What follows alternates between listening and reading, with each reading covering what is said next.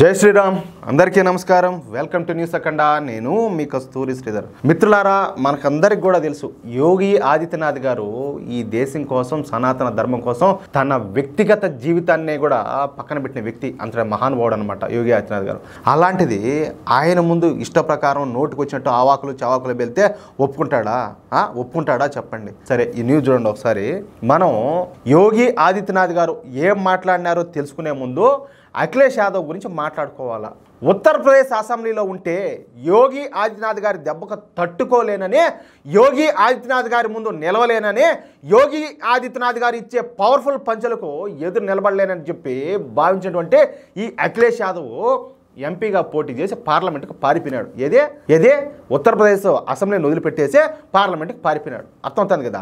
ఉత్తరప్రదేశ్ అసెంబ్లీలో అయితే యోగి ఆదిత్యనాథ్ గారిని తాను ఒక్కడే ఎదుర్కోవాల్సి ఉంటుంది. సమాజ్వాదీ పార్టీ మొత్తానికి తానే లీడర్ కాబట్టి యోగి ఆదిత్యనాథ్ గారిని తానే ఢీకొట్టాల్సి ఉంటుంది. కానీ పార్లమెంట్లో అయితే ఆ ఇబ్బంది ఉండదు. ఎందుకంటే పార్లమెంట్లో దాదాపు 56 పార్టీలకు చెందినటువంటి అగ్రనేతలు ఉంటారనమాట. ముఖ్యంగా అఖిలేష్ యాదవ్ ప్రియ మిత్రుడైనటువంటి ఎవరా, మా రాహుల్ గాంధీ, మా యువనేత ఆయన ఉంటాడు. ఆయన ఉంటే ఇంకా దిగుల్లే, ఇంకా లేనటివన్నీ ఆయన వచ్చి నెత్తినేసుకుంటాడు. అంతే, ఏముండదు దాని బయటని నేను ఉండా కదా వచ్చి నా అయ్యప్పనేమంటాడు. ఇంకెవరు జోలికి పోయాడు. అంతటి మహానుభావుడు, అంతటి గొప్పవాడు, అటోడు. అంటే పార్లమెంట్లో అఖిలేష్ యాదవ్ గుంపులో గోవిందా అన్నమాట. అర్థమైందా? కానీ ఉత్తరప్రదేశ్ అసెంబ్లీలో అలా కాదు కదా. అందుకే పిరికి పందైనటువంటి అఖిలేష్ యాదవ్ ఉత్తరప్రదేశ్ అసెంబ్లీ నుంచి పార్లమెంట్కి పారిపోయినాడు. సరే, ఉత్తరప్రదేశ్ అనేది చాలా పెద్ద రాష్ట్రం. సూటిగా చెప్పాలంటే విస్తీర్ణంలో కానీ జనాభా పరంగా కానీ పాకిస్తాన్ అంత ఉన్న రాష్ట్రము ఈ ఉత్తరప్రదేశ్ రాష్ట్రం అనమాట. ఉత్తరప్రదేశ్లో అనేక ప్రాంతాలు, అనేక భాషలు ఉన్నాయి. ఉత్తరప్రదేశ్లో హిందీ భాషతో పాటు అవధి, భోజ్పురి, బ్రజ్జు, బుందేలి భాషలు కూడా ఉన్నాయి. దీంతో యోగి ఆదిత్యనాథ్ గారు ఒక కీలక నిర్ణయం తీసుకున్నారు. అదేందయ్యా అంటే, ఉత్తరప్రదేశ్ అసెంబ్లీ సమావేశాలు ఉత్తరప్రదేశ్ ప్రజలందరికీ కూడా అర్థమయ్యేటట్టు, అదేవిధంగా ఈ ప్రపంచం మొత్తానికి అర్థమయ్యే విధంగా ఉత్తరప్రదేశ్లో జరిగేటటువంటి అసెంబ్లీ సమావేశాలను హిందీ భాషతో పాటు ఈ అవధి, భోజ్పురి, బ్రజ్జు, బుందేలి భాషలో, అదేవిధంగా ఇంగ్లీష్ భాషల్లో కూడా ఈ తర్జుమా చేసే విధంగా, అంటే ట్రాన్స్లేట్ చేసే విధంగా మార్చమని చెప్పేసి ఆదేశాలు జారీ చేశారు. దీంతో ఒక్కసారిగా ఈ సమాజ్వాదీ పార్టీ నాయకులందరూ కూడా రెచ్చిపోయినారు. మీరు ఉత్తరప్రదేశ్ అసెంబ్లీలో ఇన్ని భాషలు ప్రవేశపెట్టారు కాబట్టి ఉర్దూ భాష కూడా ఉత్తరప్రదేశ్ అసెంబ్లీలో ప్రవేశపెట్టాల్సిందేనని చెప్పేసి ఈ సమాజ్వాదీ పార్టీ నేతలందరూ కూడా గొడవ చేయడం స్టార్ట్ చేశారు. ఇక అది చూసి మన హిందూ సింహం లేచి నిలబడుకునింది. ఎవరా?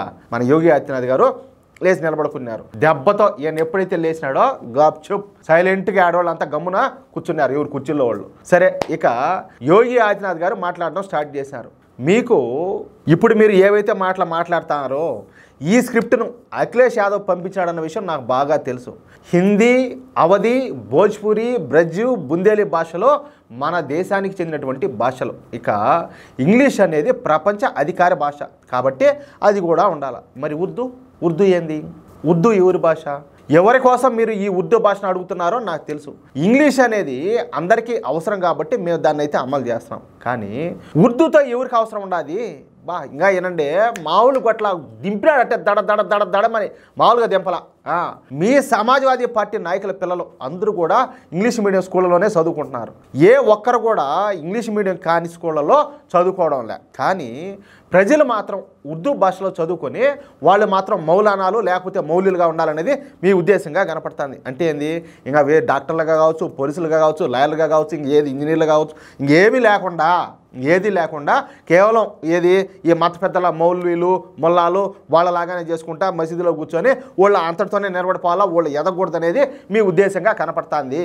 ఇటువంటి విషయాలను నేను ఎట్టి పరిస్థితుల్లో కూడా సహించను. నేను మాత్రం ఉర్దూను అసెంబ్లీలో ప్రవేశపెట్టే సమస్యే లేదు. ఒకవేళ మీ సమాజ్వాదీ పార్టీ నాయకులు కనుక మీ పిల్లలను ఉర్దూ మీడియం స్కూళ్ళలో చేర్పిస్తే అప్పుడు ఉత్తరప్రదేశ్ అసెంబ్లీలో ఉర్దూ భాషను కూడా ప్రవేశపెట్టే సంగతి అయితే ఆలోచన చేస్తానని చెప్పేసి మెట్టుతో కొట్టినట్టు సమాధానం చెప్పినాడు. అర్థమైందా?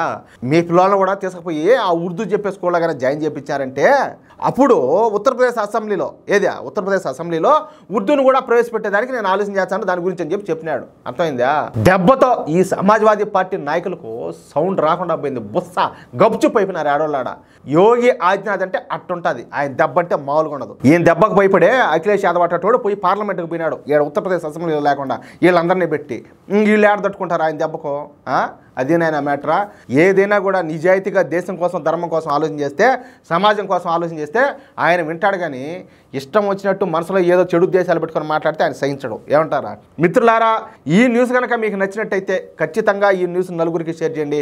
అదేవిధంగా ప్రతి ఒక్కరు కూడా మీ యొక్క అమూల్యమైన అభిప్రాయంలో ఖచ్చితంగా కామెంట్ చేయండి. ఇంకో మాట, ఇంతవరకు మీరు కనుక మన ఛానల్ సబ్స్క్రైబ్ చేయనట్టయితే ప్రతి ఒక్కరు కూడా మన ఛానల్ సబ్స్క్రైబ్ చేసుకోండి, సపోర్ట్ చేయండి ప్లీజ్. జై శ్రీరామ్.